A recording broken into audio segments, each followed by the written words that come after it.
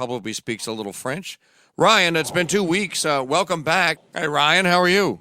Hello, how are you today, Mike? I am well, and delighted that I can finally hear you and you can hear me. Well, same here. So, French, a la carte, at the map. Was daughter telling me correct? Do you know French? I don't, I'm afraid. I can, if I listen to it long enough between Latin and Italian, I can actually understand what's being said for the most part, and just in basic stuff. But on the other hand, I haven't the faintest idea how I would respond in French. I just don't have the faculty in it.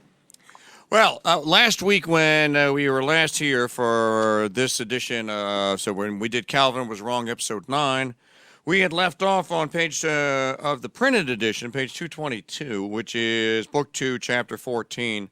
And this is Robert Bellarmine answering a very, very, very long question that had been asked to him of, I think it was Calvin actually asked this question. We finally got to a question from Calvin. And we were right in the middle of I think it's like an 18-part answer. Is that right? Or 14-part answer? Because we're on number 6, I believe. Okay, I believe that's right. So to re-summarize this question and get back to where we left off, the question's taken up, first he says that the Pope succeeds Peter in the ecclesiastical monarchy is shown from the testimonies of the popes themselves, right? Which at first sounds somewhat circular, but on the other hand, if the Protestant claim is there were none of these guys and this never happened, and right away in the early church, you can show that these guys believe they did. That's an evidence, it's a testimony to the fact that this had actually happened. So in the first place, then, he makes a threefold division of the church fathers. So the first ones being, or not the church fathers, the early popes. So the first ones being, basically pre-Nicaea, and then the next ones in a sort of middle period from the 300s until St. Gregory the Great, and then from St. Gregory the Great to the modern popes, right? So he says, well, the third one we won't bother with because the Protestants say that these guys are all antichrists, so what's the point? The first one, they claim that their works are corrupted. And so, well, he's not willing to affirm that they're absolutely, immaculate and free from all error. On the other hand, they are received as early witnesses. And of course, subsequent scholarship on a lot of those early popes, especially Pope St. Clement the First, Pope Clement the Roman, has, is widely accepted as, as an authentic witness, that this is an authentic document. I don't know of any text criticism that shows that he didn't write at all. So that's one area. But nevertheless, so Bellarmine just cites their works and then and notes, the things they say, but leaves that alone. So then he focuses on what the popes in that middle period, who the Protestants don't deny wrote, and they say all their works are authentic. They all agree these are holy martyrs. So what did they write? And that's where we had more or less left off, and we had touched on several of these. Pope St. Julius I, who had written to restore St. Athanasius during the Arian crisis. Right. Then you have Pope St. Damasus. And then Pope Siricius, we mentioned, Bellarmine gave a quote from him. Then St. Zosimus. We'll deal with Pope Zosimus a little bit in another question. And then the one previous was Pope Innocent I. Innocent I, right. So now, if we're on the 6th, we're on St. Leo the Great. Okay, and Leo the Great is, well known, of course, he wrote what's called the Tomos, or the Tome, which was basically a very short treatise on the two natures of Christ united in one person. And it was to deal with the crisis that led to Chalcedon. And he basically, by working with the imperial authorities in Constantinople, got the Council of Chalcedon called and promulgated the teaching of the church against the Monophysites, which meant, of course, one nature, from the Greek mono, and physis, one nature.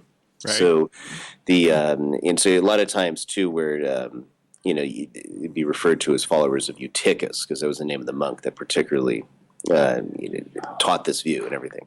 So anyway, so he goes on. The 6th is the witness to papal authority as St. Leo. Because Luther and Calvin say the ancient pontiffs had no authority outside of the West, we bring to bear the testimonies of Leo, in which the primacy is asserted and shown, namely that the pontiff exercised jurisdiction in that time in Greece, Asia, Egypt, and Africa.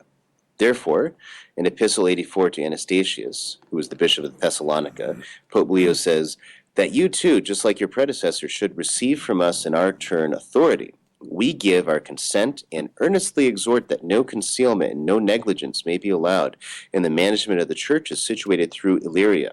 That's modern-day Balkans, in case anyone's wondering. Okay. Which we commit to you in our stead.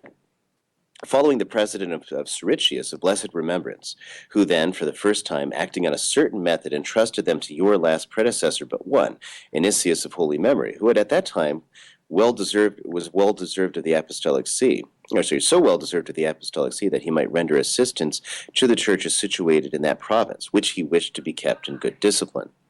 We have so trusted your charity in our stead that you should be called into part of the care, but not in the fullness of power. Unquote, if that is from the Epistle of the Popes. And then Bellarmine adds, at the end, where he said that bishops, archbishops, and primates were constituted with great providence, he also says, through which care of the universal church flows to the one seat of Peter, and should never be separated from the head, unquote. So from this, not only the primacy, but even the authority of Leo appears in the churches of Greece, right? Because he's not only talking about theological teaching or any kind of honor, but also, discipline, right? That he's, doing various things. And that these things are all accepted. The same Leo, in his letter to Anatolus, the bishop of Constantinople, said, "You, to you, resident, in whom the execution of our disposition we enjoin," etc. So you see there that he commanded the Patriarch of Constantinople. He also says in letter 62 to Maximus, the Patriarch of Antioch, advising him, the latter frequently writes to him about what should be done concerning the churches. Leo writes in the same place, Juvenal, the bishop, believed it could suffice for him to obtain rule of the province of Palestine. Cyril, of holy memory, rightly trembling at the fact, demanded much careful prayer that no approbation should be offered to these illicit attempts. So you see how the Patriarch of Alexandria begged Pope Leo that he would permit Palestine to be subject, lest he would permit Palestine to be subject to Juvenal. And when this province looked to the Patriarchate of Antioch, why did Cyril not rather seek the aid of the Patriarch of Antioch than Leo? Leo further writes to Dioscorus, the Patriarch of Alexandria, "What we know our fathers preserve with greater care, we wish you also to safeguard," etc. So here we see that Leo commands the Patriarch of the whole of Egypt and Libya. Right? And so this goes on, various epistles from Pope St. Leo the Great, that show that clearly he had authority in the East, which is a very big thing, especially in any question with the Eastern Orthodox too. Now Calvin responds to all these in two ways. Firstly, he says that Leo was greedy beyond limit for glory and domination, and that many resisted his ambition. He cites proof of it in the margin of his Epistle 85. But in that epistle, no such thing exists, nor do we discover in any of his epistles any who resisted St. Leo, with the exception of one French bishop named Hilary. This is only read in Epistle 89 of Pope Leo, that the bishop wished to withdraw from obedience to the apostolic see. Nevertheless, we read in the same place that he came to Rome to make his case and was convicted in the council, as well as punished. So it's, when he says that made it in the margin, because remember, there's no footnotes at that time. Right. So scholars and scribes or secretaries would often put notes of relevant facts that relate to things in a margin. So a marginal note would serve the purpose essentially of a footnote, and that's what in written documents. And so that's one of the things. So Calvin's saying that there's this margin here, but there is none. There isn't one in that particular epistle. The original copy, there wasn't one. You know what's amazing about this, folks, and if you've been paying attention and going along with this as we are in episode number 10 now, what's amazing about this is just how thorough. And you got to remember, again, this is in the 1560s and 1570s that Bellarmine is writing this. And there's a couple of things going on that Ryan and I have chatted about earlier. The least of which is that Bellarmine did not have a library and a Dewey card catalog file to go find all this stuff. He actually had to go combing through the archives and other places where documents were gathered, and I suppose, Ryan, and some of the catacombs or the storage places in the Vatican itself. But he would have to have gone through scroll after scroll after scroll after scroll to find what historians would call extant, meaning existing documents that he could then read over. Of course, he'd have to read them in Greek or in Latin or whatever language they were written in. and then he would have to transcribe them into his argument here. And so thorough. As you hear Ryan reading that, just imagine the amount of time that it must have taken Ryan, number one, to locate those documents that we just heard cited. Number two, to translate them, assuming they were written in Greek at the time, because these were early stuff here. Or even just to read them out of the hand, which sometimes is easy to read and sometimes not. And I've seen manuscripts from the 8th century that read pretty well. I've read some from the 14th. I know when I was in the Vatican Library, I saw some manuscripts which also where Bellarmine would have been reading this, by the way. But right. It's I've seen some that were extremely difficult to work with. That I had to take a lot of time, going over and sometimes even tracing it out in a book just to get the sense of what letter that might possibly be. So it can be a lot of work. Right, and that's my point. That the thoroughness, the charges that are leveled at the Holy See, and that are leveled at the Church as a whole by Calvin and Luther and Illyricus and the rest of them, seem ad hoc. Some of them have a little bit of thought behind them, but most of them, as we just heard, are just follow-ups to what they, okay, well, you say that, well, guess what? There's a note in the margin. And as we find out over and over and over again, there are no notes in the margin. Now, we can also confirm that modern scholarship, if Bellarmine would have gotten it wrong, modern scholars would have went back and they would have said, well, we actually found that copy that Calvin was talking about, and we actually found that particular document, and we actually found the note in the margin. But there's no record of that happening as well. So one of the things that we can conclude here, if we're looking for who it is that's being thorough here and actually trying to plumb the depths of the question to get to the truth, it is obviously St. Robert Bellarmine, who has left no, in this case, Ryan, it's almost actually true that he left no stone unturned or no heavy piece of papyrus or if he was using parchment that was made out of animal skin, it'd be pretty heavy and weighty too. Left nothing unturned and turned it all over in order to expose the truth. And in this particular question here, this is just one of the examples here. And one of the other things that Ryan and I have talked about here on the Modern Wrong World Made Right, in this particular episode of Calvin Was Wrong, and now we're in Calvin Was Wrong, episode 10, is that these men, you have to remember that these men were operating at the beginning of what we call today, again, as the Reformation. Or I guess if it began in 1518 or 1519 or whatever, the letter was nailed to the door, and if the arguments began in earnest in 1523. So we're, Ryan, about 50 years removed from this having begun. This is then still basically in its infancy here. And its struggle for survival and for, I guess, validity is as earnest a struggle as the one that Bellarmine is trying to defend, the ancient validity. You want to comment on that, Ryan? What is it that the Protestants are trying to accomplish here, perhaps? Well, that varies depending on the group, but in general, because remember, they don't all agree with each other. That's right. Even amidst Lutheranism, they don't all agree with each other, and then amongst Calvinists. So essentially, what they're looking to do is to have a unity as well as a purity in church life. The issues of corruption, but also a purity of doctrine. Right, which is resting on the private interpretation of individual men. And on the surface, it sounds like, hey, we're going to get we're going to find the truth of the gospel and refute all these power-hungry people that are inventing their own gospels to maintain their positions and things like that. That's more or less the attitude. So in the case of Luther, we've talked before, where for Luther, basically, if you didn't agree with him, then if you listen to him, he's inspired by the Holy Ghost.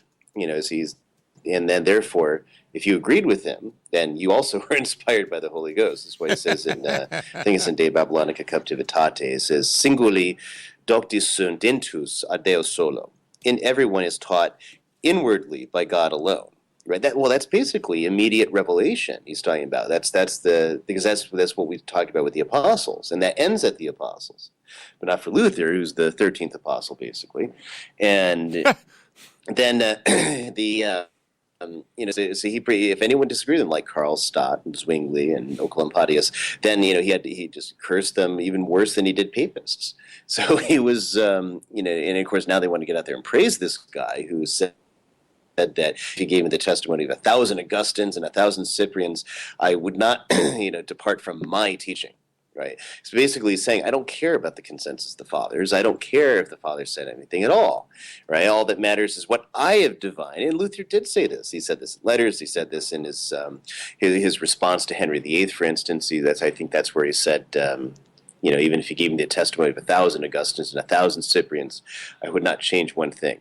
On his own private authority, he adds faith alone, right? So what begins in earnest with the 95 Thesis and other things as looking at reforming the church, it moves forward into promoting, his particular view of things. And even the Oxford Dictionary of the Christian Church says that Luther basically professed a doctrine that expressed his own cynicism of human nature and his own, disbelief in his ability to be forgiven, right? So Calvin is moving in a different direction somewhat, because his idea is, of course, what Calvin creates, because he thinks he's going to get the unity of the church by establishing the Council of Elders, and you see that in the first 3 books of the Institutes, where he's trying to establish the idea of what the Christian church should be. So and that's why he gets the name Presbyterian in England, because it should have these presbyters' councils. These councils of not priests in any real sense, but preachers, of ministers of the word, and it's their job to basically enforce what the right interpretation is. So basically, just like Luther posited himself to take over the magisterium of the church and the papacy, Calvin posits the body of presbyters' councils to basically take over the job of the magisterium of the church without quite saying as much. And that's the real, and that's why Bellarmine, you see it in his preface to this work, is convinced that the papacy is the very conflict upon which the Reformation turns. And the Protestants, when they create their own church, they also create their own hierarchy and their own papacy of sorts, which takes different forms, but nevertheless. Now, there is one thing, however, that all Protestants, because then there's others that I haven't mentioned that fall in between. There's Confessionists and Anabaptists, of course, the predecessors of the modern-day Baptists, who just took the Anna out of their name because it didn't sound very good. So, nevertheless, there's one thing in this period, not so much today, especially for the mainline churches, but although there's still various groups that believe this, but back in that day, this was an absolute universal doctrine of Protestantism, that the Pope is the Antichrist.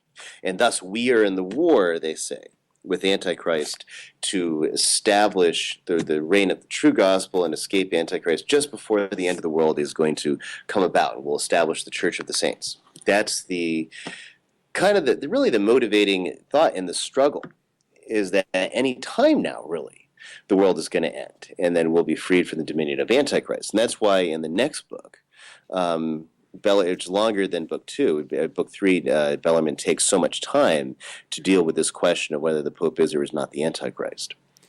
And it even has the subtitle, where it's in the title, Antichrist, right?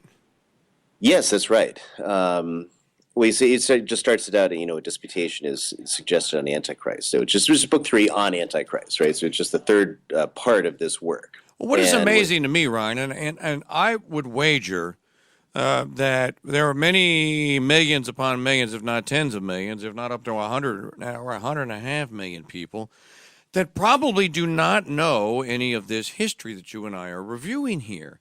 And that, because it's almost as though, well, you guys, meaning you Catholics, you guys were revealed to have cooked the books and been a bunch of fakes and frauds back in the 16th century.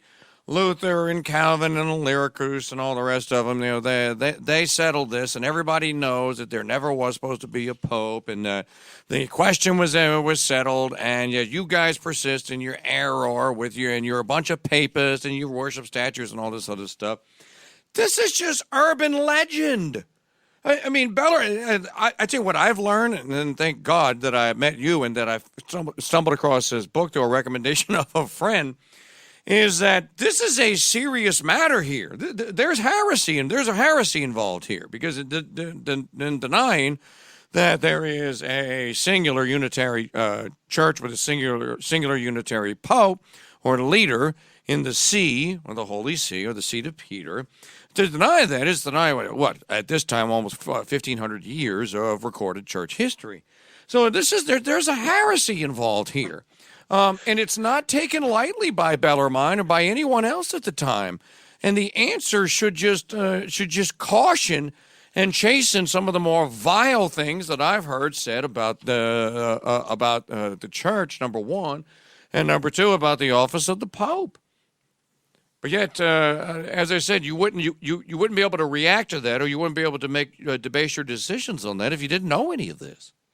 No, you wouldn't. And then one of the worst things, I think, actually the ignorance of this period of history and who these people actually were and what they really did. It's one of those things that actually, if you want to get something into this, but as interesting stuff with this, there's a book. I'm trying to remember who published it, whether it was Harvard or another group.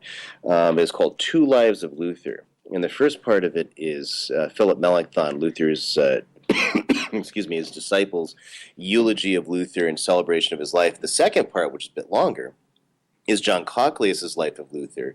Cochleus, Bellarmine refers to Cochleus quite a bit when he deals with Luther, because Cochleus was a German, he spoke German, he was present for a lot of Luther's sermons, for a lot of his preaching, read a lot of his writings. He met Luther originally about 1534 and was just sincerely interested in his views and his ideas, and just took the assumption that Luther was a good humanist. As soon as he started talking to Luther, he realized this guy was dangerous and a dangerous schismatic and really bad for the church. So Cochleus strengthened his Catholic faith and then began basically cataloging everything Luther did and writing a life of Luther. So it's actually, there's a couple different writings he has specifically about Luther's deeds and his words and everything like that. So they've never made it in English except in this one book.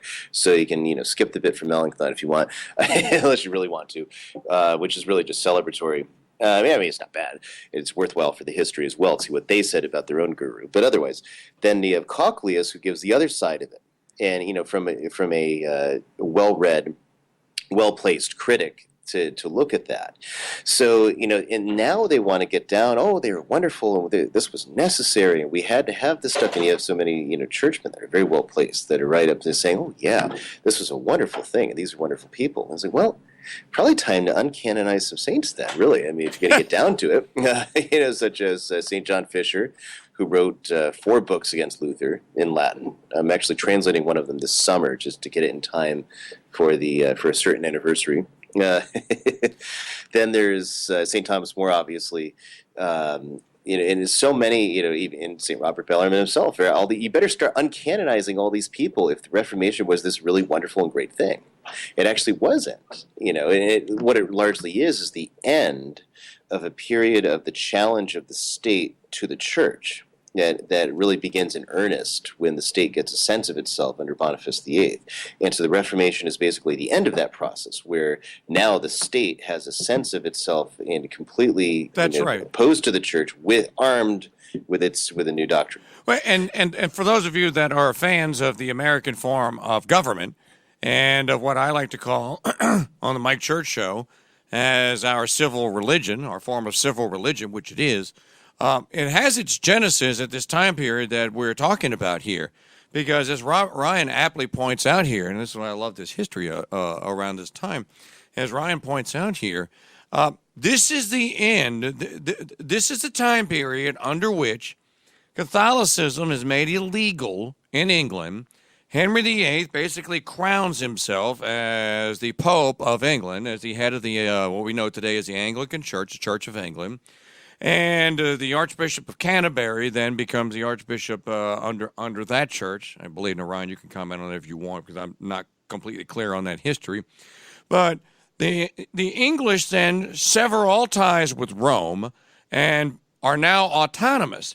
Now, what the problem with this is, and where we get into where the modern influence comes in here and then continues to this day, is that Henry places himself above the eternal law. He places himself above the magisterial law. By all accounts, before he went mad, Henry was a good Catholic. As a matter of fact, he was actually praised in several letters by the Pope at the time for being a defender of the faith. But Henry then places himself above ecclesiastical authority. This is how he gets up. This is the beginning of the separation of church and state actually put into place. And of course, his daughter, Elizabeth, his bastard daughter, ultimately seals the entire deal, outlaws Catholicism under pain of death. And there are many saints today. Like Ryan said, we're going to have to undo some canonizations. I don't know if we'd have to undo St. Margaret of Clitheroe, but she'd be in that number. St. Henry of Walpole, he'd be in that number. And the fascinating thing about Walpole is that Walpole might even be a Protestant. But he's on the way to go, he's walking past when they're getting ready to execute St. Edmund Campion. And Walpole sees this, gets in, and learns of the story, and is so smitten with Campion's meekness and his joy in going to the gallows and being drawn and quartered, or whatever it is that they did to the poor man, that 10 years later, Ryan, there's Walpole having the same thing done to him, right?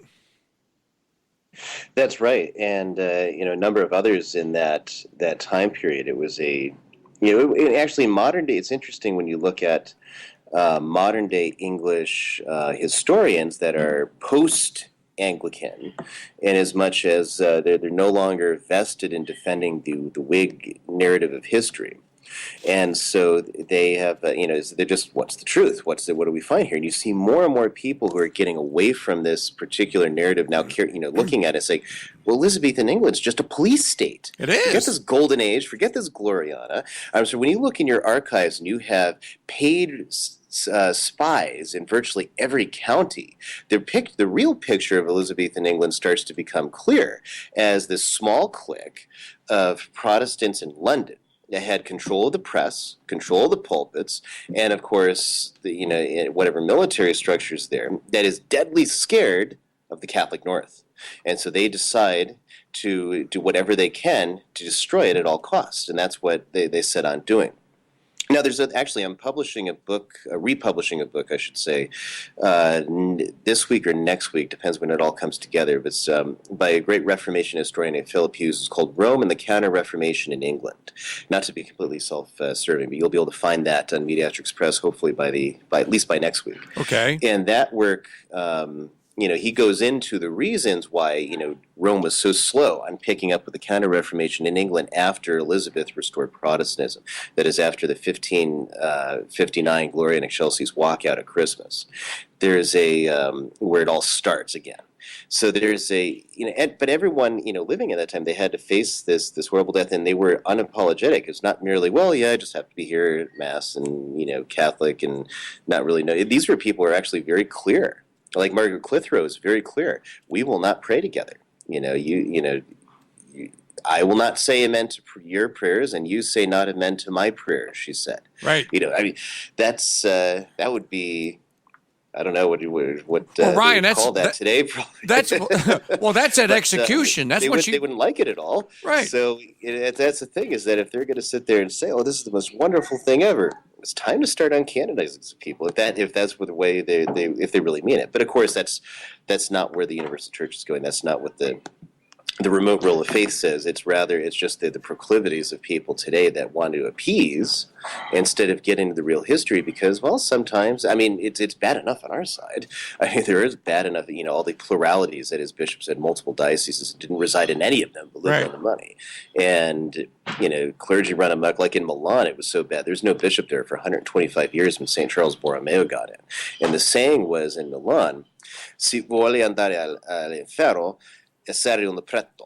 If you want to go to hell, be a priest, because the priests had this income that came in, and so it was, a lot of them were in various mafia families of the time that controlled the city, and then the Spanish had their own that were in pay, because the Spanish, after the Dukes of Este, they took over Milan, and sorry, not the Este, the Sforza.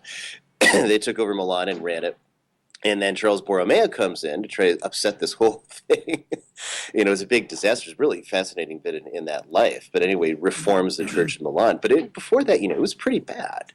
And it was pretty bad in other places. But that's, again, a testimony for, that Christ is specifically watching out for his church. And you look at, because he will save it, whereas men will, bury it. They will do what they do. Napoleon arrested Pius VII, and Cardinal Consalvi came to protest.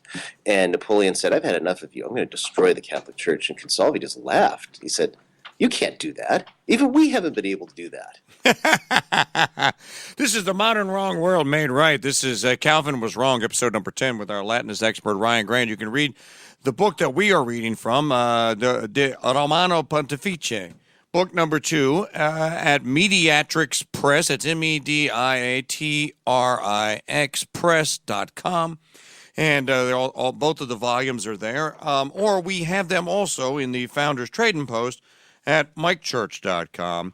Now, I'm just reading a little further ahead in the chapter 14 that we're speaking of, and Calvin really ramps his argument up on the next page, Ryan, basically saying that St. Gregory the Great was an egomaniac, a power-mad megalomaniac, egomaniac, who had his way with anyone and anything that he came in contact with. And Bellarmine just destroys that argument. You want to pick it up from there?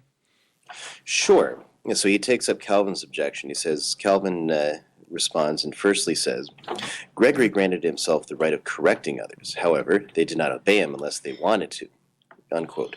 But this cannot be said for Gregory, Bellarmine adds, because Gregory was very holy and exceedingly humble, for which reason even the Greeks commemorate his feast day. And I mean, this is even true today, actually, by the way, in the Orthodox Church. Okay. And Calvin likewise professes that Gregory was a holy man, but usurpation of someone else's right is inconsistent with sanctity. Nor is it just a small blemish or a stain to make subject all bishops to himself. But, as they frequently teach, it would be intolerable pride and the very mark of Antichrist. How, therefore, was Gregory a saint if he subjected all bishops to himself? Secondly, Calvin argues, Gregory judged the Bishop of Constantinople by a command of the emperor, as is clear in his letters. But in that epistle, Gregory says the emperor wished the patriarch judged by him because the canons of Gregory himself required this. It is the same as if we were to say the emperor refused to impede this, since according to the canons, a bishop, though he be of a royal city, was to be punished by the pope, that is, by Gregory. This is the reason why in the previous epistle, Gregory says the emperor assiduously professes that the Church of Constantinople was subject to the Roman Church. Right? And so it's interesting with it that Gregory is saying this, and everyone, and of course, Calvin receives these epistles, as do all the humanists at the time. They all agree these are authentic, Right. And and yet the argument goes against them. So then he adds some more. Thirdly, Calvin responds, he punished Gregory just as others. He was so prepared to be corrected by others, as he says himself, and hence was not more over them than subject to them. But Gregory, in that epistle, speaks on fraternal correction, not on a judicial censure. He says, behold, your fraternity stands so sickly from banquets which I have condemned, since although I do not transgress this by life but by place, corrupted by all things, I am prepared to be corrected by all. And I only reckon this man is my friend, by whose tongue before the apparition of a busy judge I wipe away the stains of my mind. All right, so Gregory is saying basically in that quote, I'm Pope, I'm ready to be corrected by all, right? Because the guy's also a saint. But he's talking about the moral life. I mean, you even see that with Pope Francis, who certainly doesn't agree with you and I on a good number of things I'd willingly wager. But there was a traditionalist blogger that died in Italy a couple years ago, and then he wrote, as they were dying, he wrote letters thanking them, basically, for their criticism. Mm-hmm. And John Paul II did the very same thing at Redemptor Homines, where he basically welcomes criticism of various initiatives taken since the council, because a smart guy doesn't want yes men around. You want people to point things out that there's problems. So, and that's basically the same type of thing here. And then Bellarmine adds that Calvin envelops that argument in contradiction by asserting that at one and the same time, the man is a prelate for all and nevertheless subject to only some or none. Calvin responds again in another spot.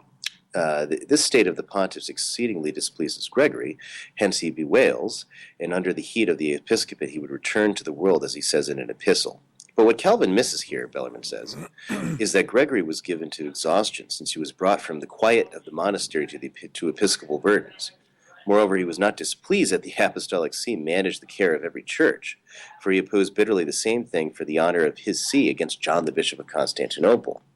He also says to Eulogius, we shall maintain humility in mind and nevertheless preserve our dignity and honor.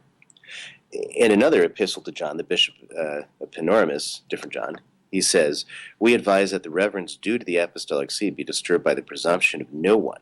Thus the state of the members remains whole, if no injury besets the head of faith."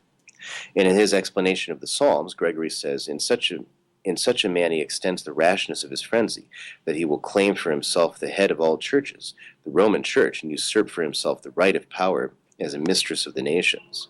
So and this will come up again later too, this question of, like for example, if you go to the Wikipedia page on papal primacy, they'll give as an example against it that Gregory had refused the title of universal bishop, right? And he didn't want this term, universal bishop. And they get this, and this is actually an argument from Calvin that's been put on that page, and as if nobody ever refuted it. But what Bellarmine shows is that Gregory was taking on a position of humility, and that's why he made that title, Servus Servorum Dei, servant of the servants of God, because of he's trying to use humility to keep the church in Constantinople, in union with the church, because there's that problem of the pride that's involved. So he wanted to lead the way by humility, so he wouldn't adopt the term universal bishop. Instead, he was trying to use his humility, so he said servant of the servants of God, right? To use a title of humility to give this example to the church. What an incredible story we are witnessing here. I almost feel like I should cue up the music to Perry Mason, like the old TV show, because it sounds like a trial.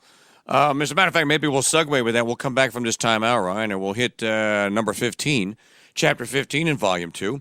Stand by for that. Hey, folks, it's the Mike Church here for the Crusade Channel and the Modern Wrong World Made Right. If you missed any of the previous 9 episodes of Calvin Was Wrong, you can go and download them at the site at VeritasRadioNetwork.com. That's VeritasRadioNetwork.com. You can also get us on our apps, app for the iPhone, app for the Android, and app for the Windows Phone.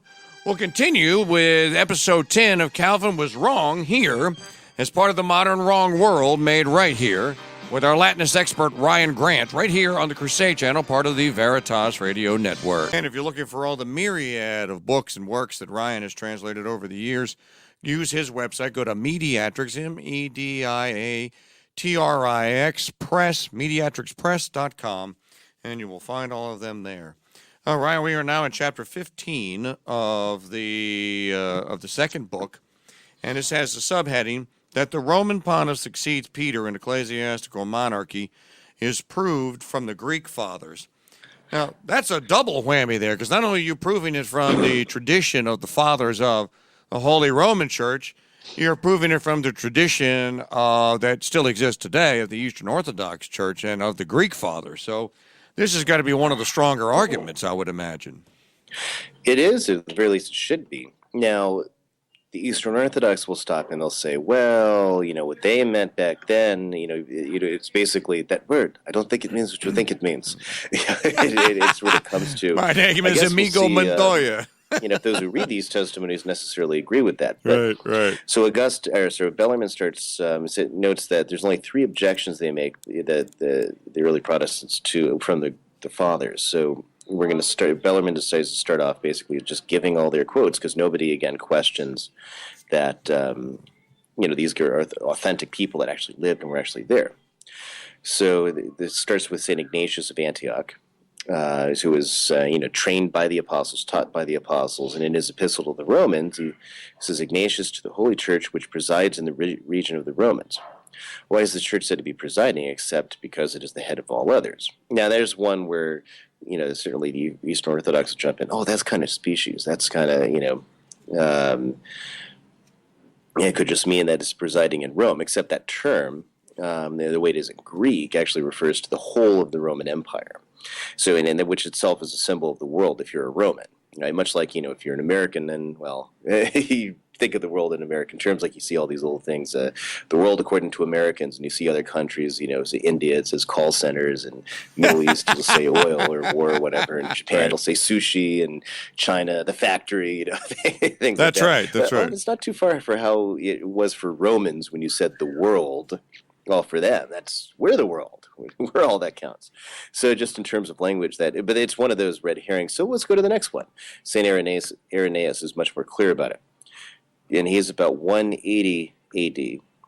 The Church of Rome, of the greatest antiquity and recognized by all, founded and constituted by the two most glorious apostles, Peter and Paul, that which has tradition from the apostles and heralding the faith to all through successions of bishops, attaining even to us. And it was one thing to note, too, that Irenaeus is always, showing the truth of the church against the Gnostics by the linkage with the apostles. But anyway, we confound those men who reveal that they gather the tradition contrary to what is fitting by any manner, or through their wicked charm or vainglory, or through blindness and wicked knowledge. It is necessary for every church to agree with this church on account of a mightier principality. This is those who are faithful on every side, and which always, by these among whom this has been preserved in every way, which is the tradition from the apostles. All right, so then Bellarmine notes up the obvious fact here in that quote. Mark that phrase, it is necessary in for every church to agree, and also on account of a mightier preeminence, as well as in which the apostolic tradition has always been preserved for all. Right? And that's what the Latin says. So for Irenaeus, then, so I put a very lengthy footnote here, which is from Cardinal Franzlin in his work on tradition, which I'm hoping will be published this year. We'll see. I was hoping last year, too, but got some more editing to do on that. But he deals with all the scholars in his time on what the Greek words might have been and what the meaning might be as he goes through different things. It's really interesting discussion, which will take us a bit afield here. So anyway, so Bellarmine then continues.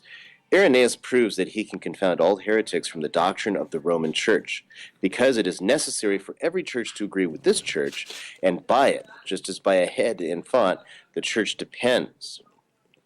And hence it is necessary that its doctrine is apostolic and true. He proves the fact that all Christians necessarily rest upon the Roman Church. So, and then he adds some more logical qualifications. In the first place, a priori, because the rule was given to this church, and secondly, a posteriori, because insofar as all always preserve the faith in this church, that is, in union and adhesion to the church, as to a head and to a mother. Right? So there's two ways in which that, and of course that's one of the earliest ones from Irenaeus. You're in the 2nd century, so we're still a period of persecution, still pre-Constantine, still Constantine's grandfather's not in diapers yet, so we're still a ways off. This is early on. Very early on. And then so then he gives some others. Now Saint Epiphanius is 300, so he's a little later, during the Arian crisis. Saint Epiphanius says, Ersatius and Valens doing penance together with little books professed to St. Julius, the Bishop of Rome, so as to be restored from their error and crime. He's quoting a fragment there. And then Bellarmine adds, certainly they were bishops. Therefore, why did they seek forgiveness from the Roman Pontiff, if the Roman Pontiff were not also the judge and head of bishops? The fourth is Athanasius. In his second apology, he witnesses certain bishops sought forgiveness for their crime from St. Julius I. And in his epistle, to Pope Felix, he says, St. Athanasius says, on account of that, you and your predecessors are clearly protectors, right? In the Latin, it comes as praesules. And God constituted in the capital of the highest point, the highest summit, and commanded to have care over every church, that you should come to our aid. And lastly, in his book on the opinions of Dionysius of Alexandria, he says, certain men from the church, thinking correctly, but were ignorant of that case. That is why, since it stood thus, it was written by him that they should go up to Rome. And there they accused Dionysius before the prelate at Rome. This is actually treated a little more fully on the marks of the church, but Bellarmine's work on that by that title. But anyway, he goes, why I ask, is Dionysius the Patriarch accused by good men in the presence of the Roman Pontiff, except because they knew the Roman Pontiff is the common judge of all? So this is. So this is, again, this is St. Athanasius, right? Right. It's, the father of orthodoxy, pretty much the bedrock of, Eastern Christian, thought, one of those really early fathers that really matters. And it keeps going. Basil the Great, Gregory Nazianzen, St. John Chrysostom. Okay, the Chrysostom, who was only brought to prominence and canonized because of the Pope. And the Orthodox wanted nothing to do with him because the emperors spit on his name. It was only the popes putting him back into, restoring him and making holy his memory in Rome that they were kind of, forced to include him.